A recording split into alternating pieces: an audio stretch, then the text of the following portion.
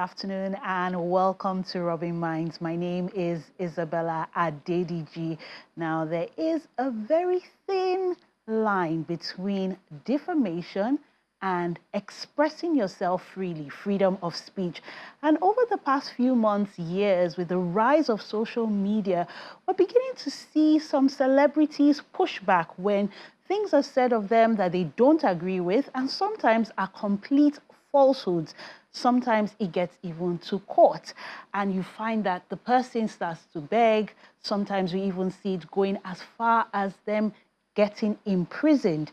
So where do we draw that line between defamation and ensuring that people can express an opposing view and their right to freedom of speech is guaranteed?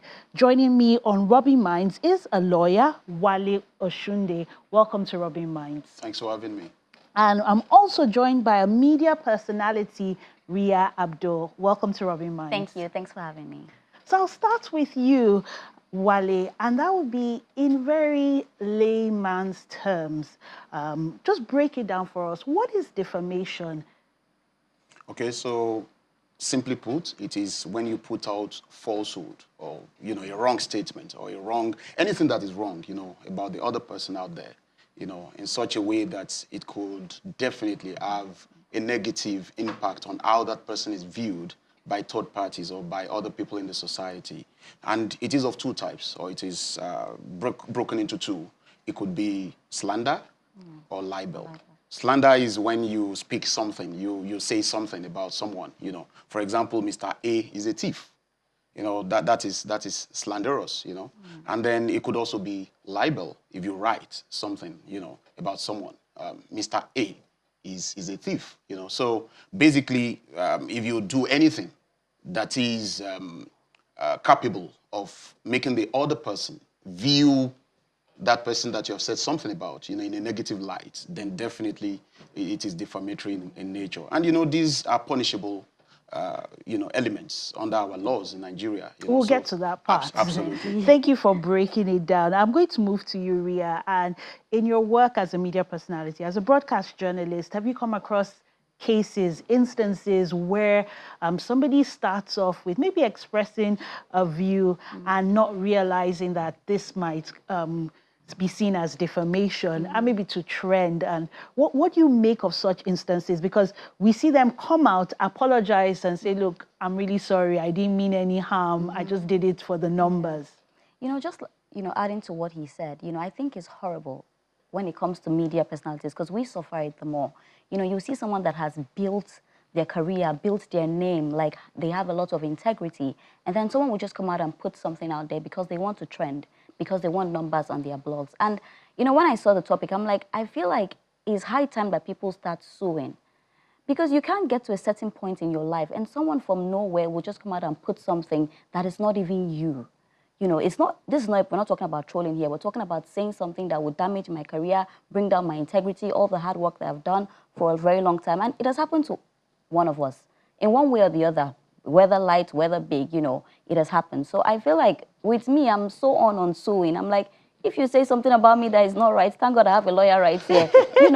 We go ahead and do that because it can be really painful. Like we media personalities as well, we have skin. Like, imagine you wake up one morning and you're reading something about you and it's not true. How would you feel? So, and we're all humans. So, Wale, I want to, in your experience as a lawyer, how effective is seeking redress at the courts? Is this something that is fast? Is it something that takes years? Is it something that a lot of Nigerians want to explore? Or do we find that the apology, when it comes, is enough to stop that process? Yeah, so to be enough, to be honest, our legal system or our legal process in Nigeria is very slow. I must say that. And I think we all know that is public knowledge. So you institute an action today, it might take 5 years. It might take, 6 years to get to the root of it and, get justice. But you see, for me, the most important thing is getting justice. Yeah. Getting the court to make pronouncements that, proves the other person either right or wrong. Because, we need to be mindful of both ends of the bargain. The person might actually be saying, something that is true in nature. But of course, if it is in the realm of defamation, then definitely it will be wrong. And so for someone who has suffered, defamation, it is very important, to at least go to the court and get to the bottom of that particular action. And look, I would also say that people have settled out of court in numerous cases. For me, that only goes to show one thing. At least the person who defamed the other has seen that the person that has been defamed would not take things lightly. So you say something that is wrong about me, I sue you, and then you come back at the end of the day to say, oh, look, I apologize. And that's why most times what you see is that people would say, tender an apology in the newspapers, or publish it online, wherever you've written something wrong about me. Go back there and publish that same story to tell your people that, look, I'm sorry, Wale, or Mr. X, this did not happen, and, I apologize, and all that. So the purpose of that is that the people who read the story initially should also be able to read your apology and see that, there was really no element of truism in what you released in the first place. You see it? So whether you go to court to prove your innocence or to prove your state of, the end of the coin, or the person, comes to you to settle out of court and at least tender that unreserved apology and laid it through to bear, for other members of the public to see, I think at the end of the day, it is getting justice and getting to know that I was never in the wrong and I did not do anything to attract such a negative statement in the first place is very important. Okay, let's look at it on the flip side, because there is that argument that a lot of times people are afraid to really communicate what they feel because it can be described as being defamatory, or people who have the power can take something that is said that they don't like. And we've seen instances where people end up in jail, for example. So how do you judge that balance? Because in your profession, there's freedom of speech, and you have to do your work, as the fourth realm of the estate. So how do you judge that? Because a lot of people are saying, yes, there's freedom of speech, so I should be able to express what I feel. Yeah. So like he said something, freedom of speech is different from defamation. You can say, you can air your opinion, oh, I think. But it's when you come out and you now say, I know, or I have seen. So I even think that as media personnel, as media houses as well, we cannot just take news and run with it. That's why I'm very good with verifying. When you bring anything to me, I need to be sure. And if I'm not sure, I would say reportedly. I wouldn't say, oh, this happened when I wasn't there and I didn't see it. So I feel like those are things that not even just the media houses, individuals, we need to work on ourselves. Like, we know there's freedom of speech, but that doesn't mean you go and shatter somebody's career. There's freedom of speech, but after the speech, there might not be freedom. So, those are things that I think that we really need to look out for talking about this. And Wale, how important is the intent when there are defamatory cases where the intent was not maybe to slander, to malign? The intent in this case was to get views, because we see that a lot on social media. And they can say, oh, we don't know, it was going to be taken that seriously, And they have a way of just making the situation not look as big as it is. And then you have people on social media who are even on their side, like, oh, you should just let it go. It comes with the territory, a celebrity. People always talk. They will say worse things about people abroad. I'm sure you've come across such. Absolutely. So, yeah, you're right. And to be honest with you, intent can be neither here, not there. I really don't know how to put it. But for me, what shows intent? If you say something about me in a negative light, such that my bankers cannot give me facilities again, such that I can't come close to you, such that my children cannot go to school and, relate very freely with their friends. Before you know it, their friends are already tagging their father in a particular way and all that. And then you tell me that you were only trying to garner views and acknowledgement on social media platforms. I do not think I need anything else to prove malicious intent, or the fact that I'm not comfortable and that I'm at the receiving end of such whatever intention that you have. So for me, I think it is about people really critically thinking about what they want to do and the ripple effects of what they want to do or what they want to say about the other person. Look, we should not do everything and anything for views, for relevance. It doesn't make any sense. So you think about that action that you are really about to curate right now. You want to release a media statement, you want to release some pictures, etc., some voice notes, and think about it very carefully before you do that. You should really, really process your thoughts and then ask yourself critical questions. So I release this. how does it make the other person feel and look before members of the public? You know, it's not enough to say, oh, well, my intent. Everybody can always say that, look, I had clear intentions before I released something online. I only wanted to entertain my viewers or my followers and whatever. But it shouldn't stop there, because, look, there are laws, and the laws would not listen to all of these stories that we are talking about. At the end of the day, the laws would say, come, where are the pieces of evidence? And once the evidence are there to show that, look, Mr. X is going to suffer a lot of negatives as a result of this action, then there must be consequences. And, you know, just to add to what you said, it's so sad right now that we see blogs that will just get up and just say something terrible about somebody for views. And it's really painful, because you get the views, what about the other person? And celebrities are going through a lot. You know, people are going through depression. You never know what people are going through, and you add to it. So I feel like when they come out and now say that's not the intent, it's because they're scared. They didn't know that it would get to that level. Most times that's why it happens like that. So I feel like even some blogs need to be taken down, honestly speaking. I see I don't follow most blogs. Once I see that you're not credible, you've given a story that is not true, I will just unfollow you, because it's not even good for my mental health. You know, so these are things that you need to be sure. And I've been saying this, and I think as a lawyer here, I think some blogs need to be taken off social media. Like Instagram should just do something and take them off, because they are really, really disturbing our celebrities. And I'm here, because I'm a media personality, so I'm here to speak for, you know, people that have gone through trolling, people that have gone through defamation, like people that blogs have said things about them. Some have lost their marriages, some have lost their jobs. I know a friend in Ghana that lost her husband because of something they said that was not even true. And even though she got justice, she didn't get her man back. So those, some of the things, like Instagram, we need to take down some blogs that are not... Let's talk about getting justice, because it's a long road, 5-6 years. Going to the courts costs money, right? It's not free of charge. And the damage would have already been done, like the instance we had just talked about. So in those instances, what is the law saying that you can get, you know, justice quicker, for example? And instances that we've seen people get locked up as a result, is that justified? Is that permitted within the caveats of the law? All right, so let me just say that my reaction to this is very simple and straightforward. Look, for me, I'm a strong believer in the fact that no matter how long it takes, we must always pursue justice. And I think that the very way to go here regarding defamation cases is to ensure that we see these litigations through. Look, if we make an example of 2, 3, 4, 5, 6, 10 people, others will sit up, and you know that we're not joking and we're not playing it. I think one thing that has continued to record negatives is the fact that at the end of the day, people will settle out of court.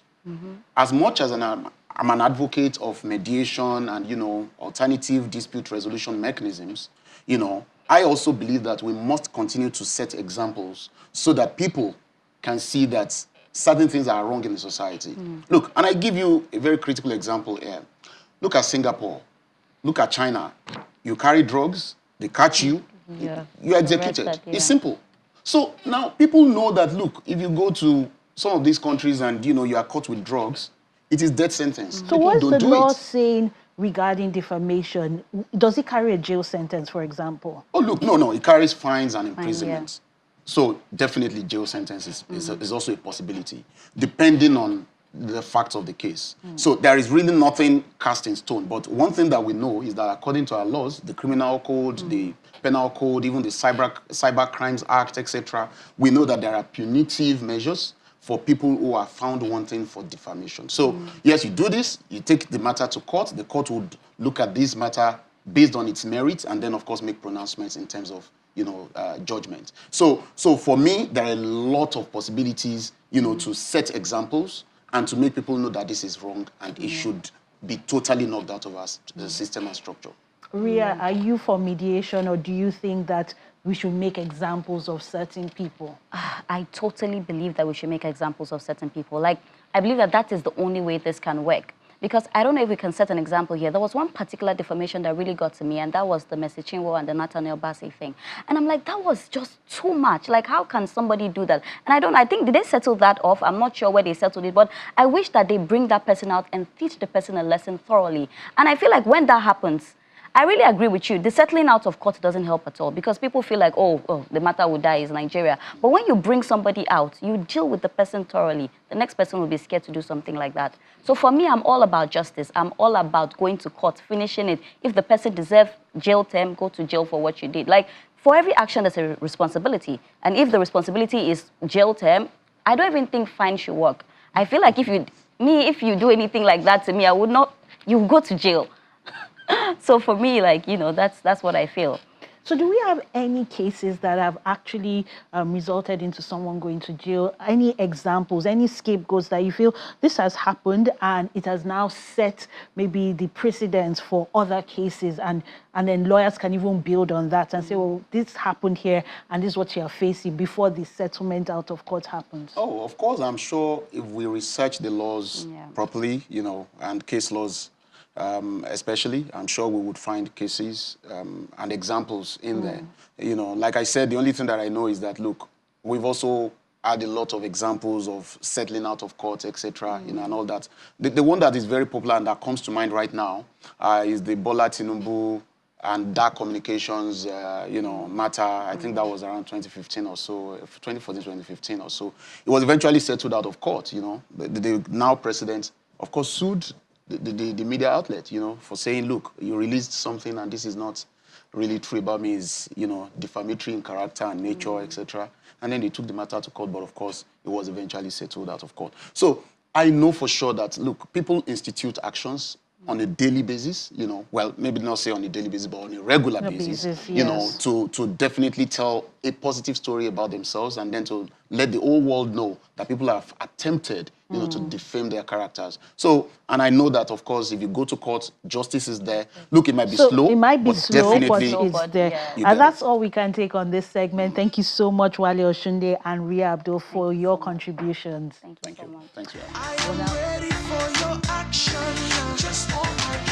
Today marks 4 years of the historic protest ENDSARS. What started out as a protest against police brutality, but quickly grew into a protest for ending bad governance, demanding accountability. And over the past 4 years, we've seen more protests come out on the back of the ENDSARS protest. Joining us to discuss the impact it had 4 years on is a nation builder, Daniel Otabo. Welcome to Rubbin'Minds. Thank you so much. We're also joined by a social entrepreneur and an ENDSARS activist, Eroms Adene. Welcome to Rubbin'Minds. Thank you so much for having me. Thank you. I will move straight to you, Daniel, and let's just look at the overview in 4 years as a nation builder. What role did you see ENDSARS contributing in nation building? I think the ENDSARS was an awakening for Nigerian youth. We realized that we had the power to change the system, right? For the first time for most young people, we came together in unison, right? We had a common cause and we're chasing the same thing, right? We wanted good governance. So I think it actually awakened the political awareness in most young people. So it was a good one for us. So that awakening and the youth coming together. I'll move to you, Eroms. As an ENDSARS activist, that means you're part and parcel of it.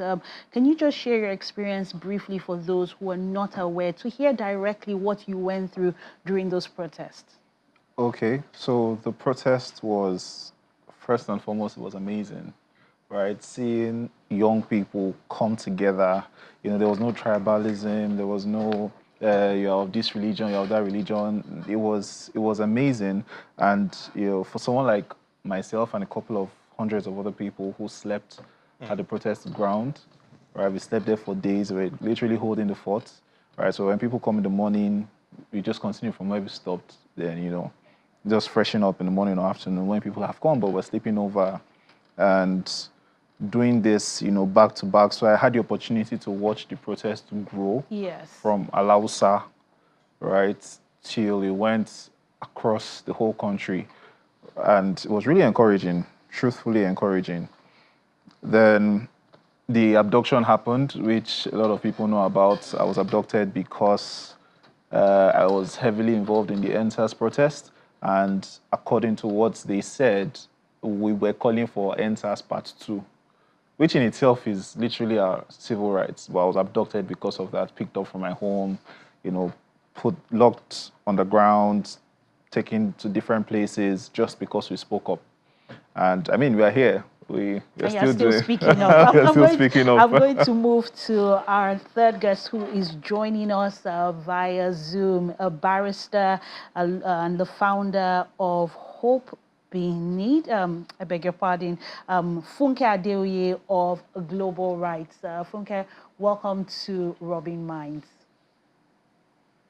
Very much for having me. It's Funke Adeoye of Hope Behind Bars Africa, not Global Rights. Hope Behind Bars, I beg your pardon, Hope Behind Bars Africa. Thank you for joining us. So in your experience over the past 4 years, how important has this ENDSARS movement been in getting the youth together, in demanding for good governance?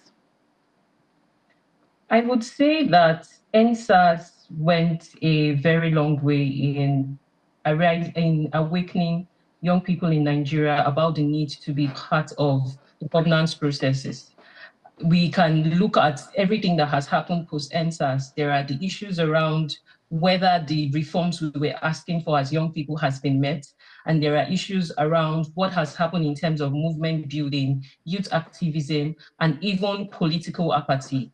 When you look at these three things I mentioned, you will find that we have less people who have apathy towards the political system because they know, for instance, that now elections matter and it's important for young people to have their voices heard during elections. I think a lot of things that happened during ENDSARS protests contributed to developing that political awareness among young people. We also see that the impact of ENDSARS was felt not just in Nigeria, but even across Africa.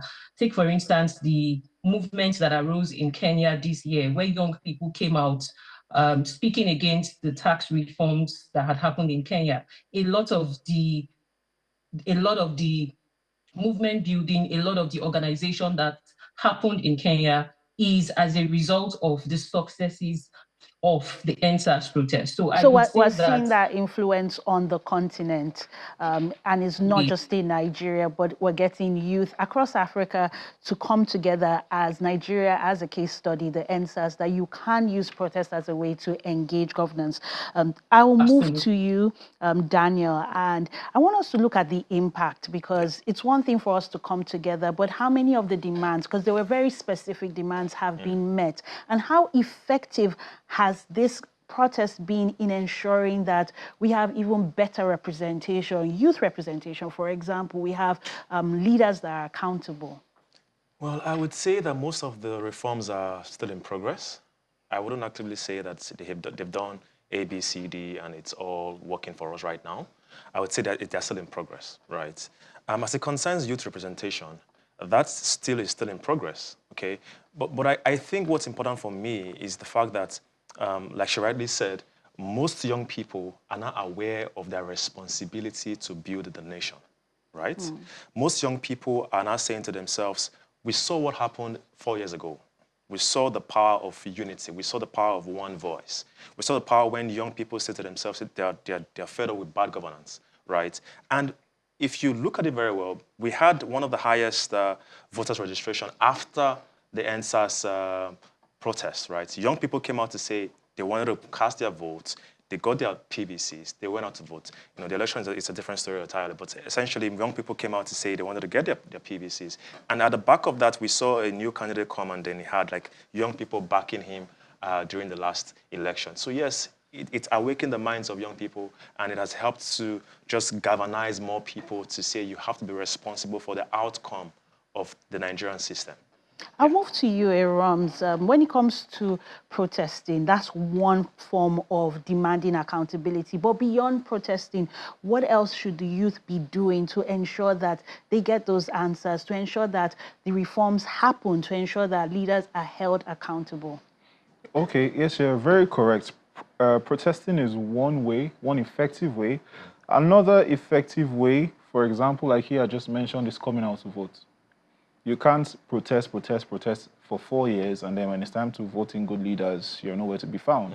So you have to come out to vote. However, within those 4 years, we have 4 years gap. What are we doing in between the 4 years?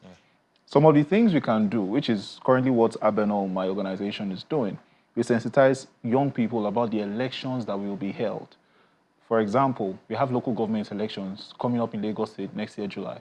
We have some states have already held local government elections. Some are about to hold local government elections. How important is the local government election, right? We young people have to go and learn, research. And if you do not have the time to research, we have materials online, that's Abenol NG. We have materials that we've been releasing about the LG's project. We just had an LG's conference where you were a guest, an amazing guest as well. So there are ways that we can be involved at local level, at state level. Yes. It's not just enough to wait for the 4-year cycle for the national elections when there are ways we can engage. I'm going to move to our guest on Zoom, and that's Funke. And I want to let you build on that point about ensuring that the youth come out because of the influence that ENDSARS has had. Now let's look at it locally. Yes, it has helped in steering movements on the continent, but locally, has it done enough to ensure that our leaders don't wait for the next protest before they begin to respond to those demands, before they become accountable? That ENDSARS has its successes, and it has so many lessons to learn from. When you look at post-ENDSARS, a lot of movements have arisen. For instance, the End Bad Governance protest that happened a couple of weeks ago, and it really was the same thing, awakening of the citizens, not just young people now, but everybody understanding that elections have consequences, and this is where we are now. If we don't use our voices, we would not be heard. Sadly, what we have seen is the same line of action where the government tries to push back on the citizens. But as we're speaking right now, we have people who still showed up for the ENDSARS memorial at Lekki toll gate today, and a lot of them were arrested. Now, you would expect that in spite of the government pushback that keeps happening every time citizens come out to protest, people would stop coming out. But the truth is, we already understand that our voices are our power, and we would always continue to use our voices. So I would say that ENDSARS as a whole has done a whole lot in not just awakening citizens, but helping them to see that they cannot shut down your voices as long as you keep coming out.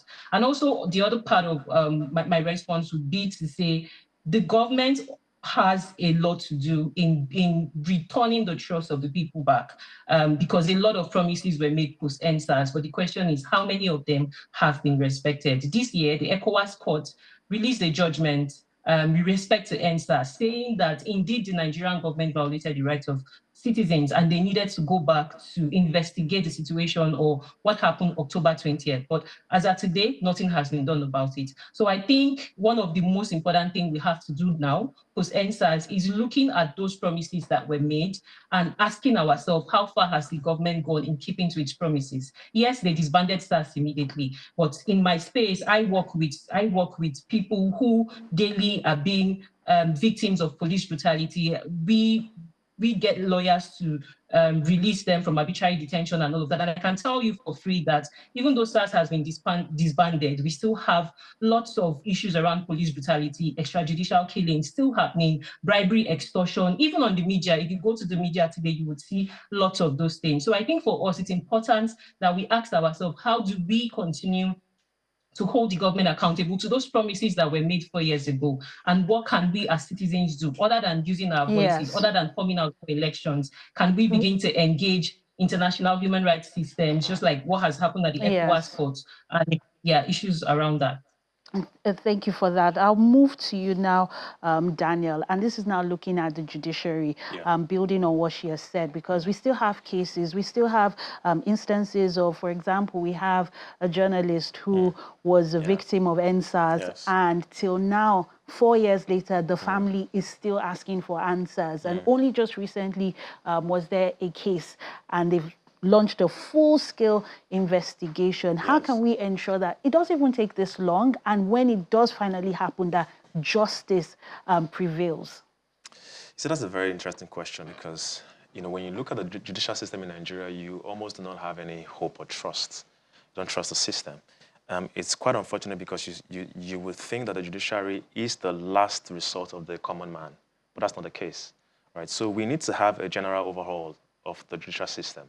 Even as it concerns after elections, before elections, there are people who lost their life during that protest, known facts, right, that have not gotten justice up to today. Their case have not been heard. Nothing has been done about it. It's just us going around and around the circles. So I would say that they need to be accountable. They need to understand their responsibility in holding the executive government accountable and the legislative government accountable. They have a role to play in ensuring that the citizens still trust the country. For crying out loud, there are people still in prison from that protest. People still in prison that their cases have not been heard. Right? These things need to be solved. We can't keep on every 4 years we come, every year rather. In the next year we come with the same thing we're talking about. I think at a point, the people in government need to be ashamed of this situation and say we need to do something about it, as opposed to just allowing it to fly in the air. People are making this thing look like it's people lost their lives. And what's interesting is that 4 years on, we're still seeing arrests. I mean, buttressing what Funke said, which is arrests are happening. If you look on screen, you'll actually see these live video images from earlier today. We're actually seeing people being arrested, and they're not even protesting. They're just honoring the people who've lost their lives, the people who are still in prison, the Nigerians who believed that they can exercise their rights for demanding good governance, ending police brutality. What is that message to the government, Eroms? As somebody who has been in that shoes, and I'm sure you're looking at it and it's bringing back memories from 4 years when you were also arrested. Should the government still be doing this 4 years on? At this point, I would just say if they had nothing to hide, they wouldn't be doing this 4 years on. That's just what I'm going to say. If there was nothing that happened at the toll gate like they claimed on the 20th of October 2020, they wouldn't be doing this. Now, the second aspect, the demands of the ENDSARS protest, have you met it? People came out to ask very simple things. I'm going to say a very fun fact. Shortly after I was abducted, right, because there's a part where there are currently interviews that are online, so they took my phone away for like 6 months, and I was earning for my phone. So when I kept going back to the police to ask, okay, when am I going to get my phone back, right? When am I going to get my phone back? One of the times I went there, one of the policemen that came to pick me up from my house was telling me, please, they've not increased our salary. Help us talk to, because they believed I was now, I had access to the government and all of that. Please talk to the government. That you were their voice. So they were now using you as their mouthpiece. Do you understand? And I'm like, demand for the good governance that Nigerians came out for. Those policemen that asked me to speak up for their salary, they are probably there arresting people. Today, they're probably there arresting people because they didn't give my phone for like 6-8 months. Okay, I'm going to move to Funke, and the question now is the police reform that has been demanded. Where are we on that, and what can the judiciary do to ensure that people get justice and things like this don't happen? And if people are being arrested, then people need to face the full consequences of the law. That we have a long way to go with respect to reforms. And it's not just the judiciary, it's the criminal justice system as a whole, from the courts from the police to the court to our correctional system.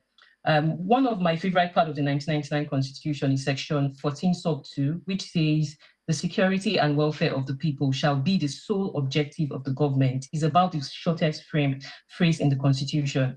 The security and welfare of the people shall be the sole purpose of government. Now, a situation whereby an institution that is meant to ensure that people's life is secure is the one that is being used to perpetrate impunity, or is the one that is going against the rule of law, then we have a big problem on our hands.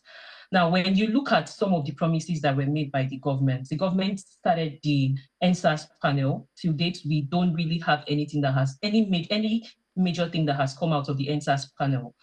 even the ENDSARS panel in Lagos did say that certain violations happened, but to date, we don't have any officer that has been held accountable. Now, one of our greatest problems in the country is our lack of consequences. People don't see consequences for their actions. Now, a situation whereby policemen engage in police brutality and there is no consequence for their action, then it means we keep going round in circle. Now, back to what Aaron's mentioned about the welfare, that was one of the major asks of the ENDSARS protest, the welfare of the policemen. Now, these people, you give them guns, you let them go to the street, and then you expect them to feed off a very, very mere salary.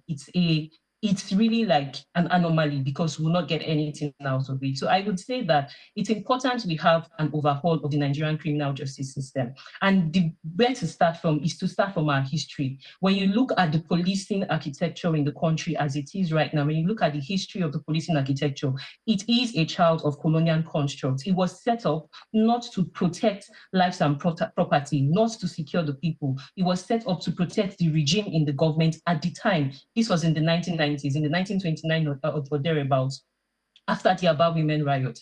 And that same policing architecture followed us to independence, followed us to the current administration where we have the federal government. And for some reason, the government prefers to keep it this way because the police, it looks like the police is there to protect the regime at hand and not necessarily the people. So if we want to reform things, we have to go back to the beginning. Yes, they came up with the new Police Act of 2020. But when you look at the architecture as it is, things are not going to change. Why? Because the problem has started from the manner in which the police is set up. We don't have community policing, which is the police being closer to the people, but we have policing as an occupation. So I think it's important that we go back to the drawing board. Going back to the drawing board and overhaul of the system. I'd like you to react, Daniel, because in one way, ENDSARS has brought the youths together. It's brought people out on the streets. But looking at those images of people being arrested, people's rights being trampled on, both popular, not regular people on the roads, is that encouraging for more young people to continue to go out on the streets when there's that sense of this is not going to even do anything? I'm just probably going to get arrested and life will go on, because 4 years after, we're still making those demands. Yeah, I mean, the truth be told, there's nothing encouraging about living in Nigeria, to be honest, right? It then means that if you're looking for something that will encourage you to fight for your right in Nigeria, you will never find it. It means that regardless of what these people are doing, we must always stand for what is right and demand for justice. They would always try their best to suppress us, right? Like I said, if you want something that will encourage you, you wouldn't come out to fight for your rights. So let's leave that aside and say, regardless of what these people are doing in government, we must always stand for what is right and demand for justice. That's what I would say. Thank you very much, Daniel Otabo, that a nation builder, for your contributions, and also social entrepreneur and ENDSARS activist, Irom Zadene, and Funke Adeoye, a lawyer and founder of Hope Behind Bars, for your contributions on Rubbin'Minds. That's all we can take on this segment. Don't go anywhere. The show returns shortly.